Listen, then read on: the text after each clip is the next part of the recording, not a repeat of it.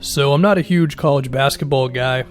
I talk about college basketball barely ever here, but I figure why not, because this James Wiseman thing's got me thinking at least a little bit.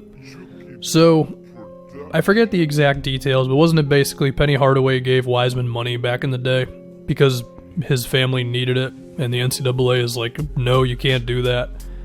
And then it was a whole back and forth between Wiseman and the NCAA. They didn't let him play, and now they're letting him play, and then he decides I'm out. Now he's just going to prepare for the NBA draft. It's a whole thing. I mean, you know, this has been a thing for a couple seasons now. The idea of viewing college basketball as the gateway to the NBA or not. And between LaMelo playing overseas and Brandon Jennings playing overseas years before him, I should say, and then the progress of the G League and whatever else, you know, this is a thing, and the one and done rule is going to be gone at some point, and it could result in a double draft where we're having college athletes and high school athletes coming in.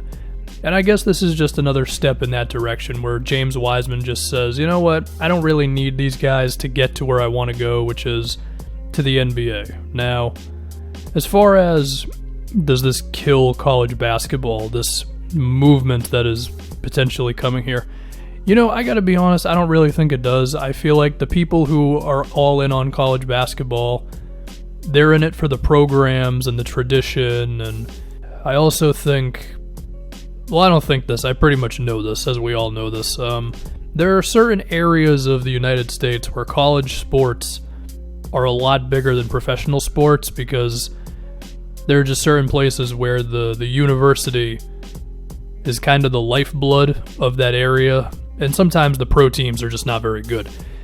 So I don't really think this is going to hurt college basketball like that. I mean, in a sense it might, because someone like me who is only going to watch college basketball for the star player who I'm going to see in the NBA a year from that point, they might not be there as much if this is going to keep on continuing. I mean, I don't think it's ever going to happen overnight, and the whole idea of right from high school to the NBA with, I guess, the G League being the middle ground, that's still going to be kind of wishy-washy, because sometimes it's going to be like, well, this guy's got really high potential, so let's get him in the NBA now, and then he's not very good, whatever. But in the sense of just strictly how many star players are in college maybe 7 years from now or something, I mean, you know, I watched the tournament a couple times. I watched Duke. I watched whatever team Ja Morant played for. And I was kind of good, and I think a lot of people kind of fit into that boat. So if we're not watching, I don't think it kills the NCAA too much, because we weren't going to be watching anyway, and we really haven't been watching for a while. Whereas the people who are all in on college basketball, they're going to stick around. Now, as far as Wiseman himself is concerned, if we're looking at how could this affect his NBA career, I mean, there's a chance it doesn't at all. I'm assuming the guy's going to be just as talented, or probably more talented a year from now as he is now. But it's that high-level basketball competition, right? Because while we can argue about the level of talent in college basketball, I think it's significantly lower than the NBA. And it's a big reason why I don't enjoy watching the NCAA. But it is still a step up from whatever Wiseman was doing before, whether it was high school, obviously, and then what the hell is it? What's the name of the league where it's everybody under 18 who's really, really good plays in, and they drive around the country a little bit, and there's a lot of controversy because they play too many games. Whatever that league is that I've just randomly forgot the name of, you know what I'm talking about. And to be fair, a lot of the dudes you're playing in that league, you end up seeing in the NBA and in college basketball and stuff. So in that sense, it is still that competition. But we do see a lot of guys who don't totally know how to play basketball the right way until they get into college. And I do have a little bit of a fear that if we're skipping that college step, even for one season, it could make some guys not as ready for the NBA, right? Because of all that stuff, but also just the idea of you get an extra year to, like, prepare for it and mature physically and mature mentally and emotionally and all that stuff, you know?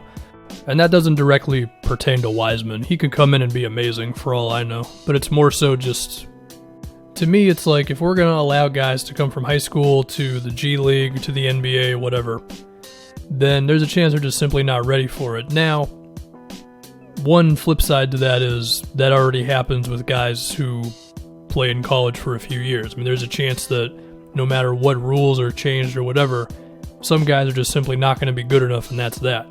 That is true, but I do think you still get a little better of a chance if you go to college for a couple seasons, you know what I mean? I mean, you look at a guy like Gerald Green, for example.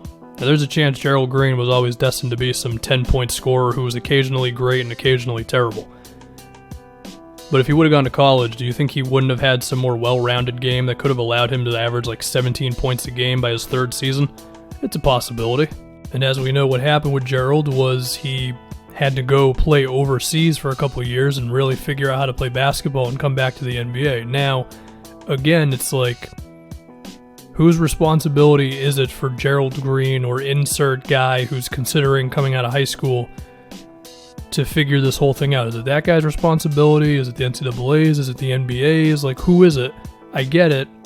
And maybe I'm just having a little too much of a soft spot for random 17, 18-year-olds who doesn't know what the hell they're doing in life. I could relate to that back in the day.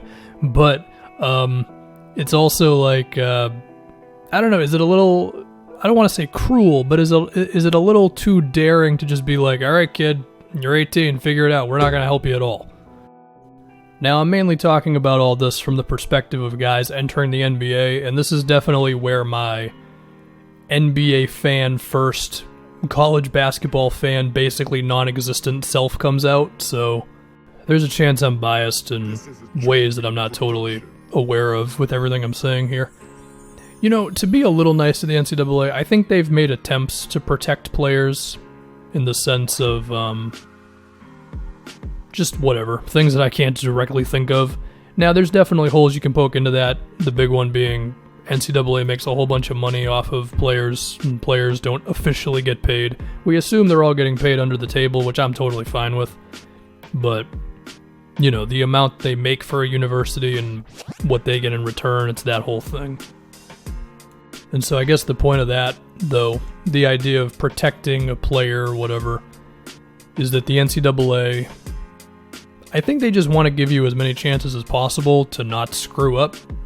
Because the worst scenario is guy goes from high school to NBA draft, ends up in the G League, and suddenly he's competing with a whole bunch of dudes who are better than him, as good as him, whatever. This is not for star players, of course. They're kind of the outliers with all this stuff.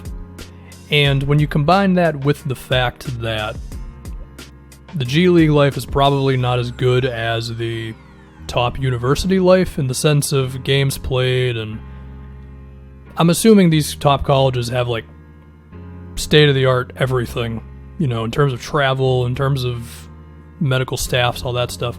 And we would trust that the G League has those things, but I don't know, man. Part of me feels like it might not be the case. And when you take into account the idea of like college player probably getting paid under the table, more money than he would officially get paid in the G League, it could open up some weird things for a guy who's just not really that good and could have went to college and given himself like 3 or 4 years to get better.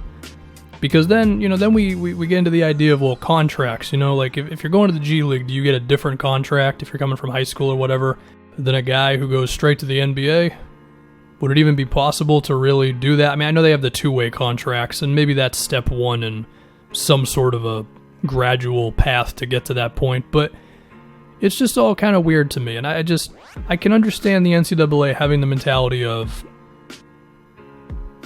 if you come here, you get 3 or 4 years to really fine-tune your game, and then you can be more of a finished product into the NBA, as opposed to, if you're kind of on the brink, is this guy, can he make the NBA, can he not? We don't know. You're getting thrown into the fire of the G League, and I get it. Now, for star players, doesn't matter, you're going to be in the NBA, and you're probably going to be fine.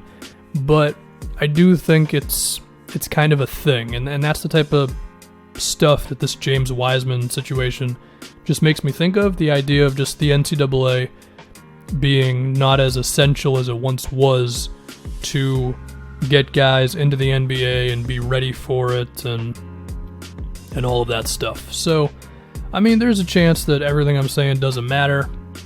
Maybe the NBA's got master plans for all this stuff. We could talk about Wiseman a little bit himself, just like team he could randomly end up on. So what's the idea with Wiseman? He's a big man, he's athletic, he can do all that stuff. The hope is, does he have a real offensive game? Can he be a defender? All that stuff, right? Well, it sounds like a great guy for the Warriors to have. I'm sure that would be terrifying to the rest of the NBA, but it's an idea. The thing is, with the lottery now, it's just so random to where it's like, he could end up on the Bulls, you know what I mean? So, it is kind of weird. But, you know, if we just look at all the bad teams between the Hawks, Knicks, Cavs, Wizards, Bulls, Pistons are on the brink, Warriors, Pelicans, Grizzlies, Wolves, Suns, Spurs, Blazers. I think pretty much all those teams could use him. I guess, you know, for Portland to be a little weird with Nurkic, whether you'd have to have some questions about can they play together, or Nurkic is just your stopgap there. San Antonio would love to have him because they could really use another young player to be excited about because they're kind of teetering downward. It'd be interesting if he ended up on Phoenix because then you're talking about DeAndre Ayton. There's also a chance that dude is not the number one pick. You know, depending on who gets that top pick, they could, of course, go in a different direction. Personally, I think the wildest teams for him would be Atlanta to pair up with Trae Young and John Collins because Collins is mainly playing the 4. And then the Warriors for obvious reasons. So, yeah, that's my James Wiseman NCAA thing that I managed to get to 11 minutes somehow.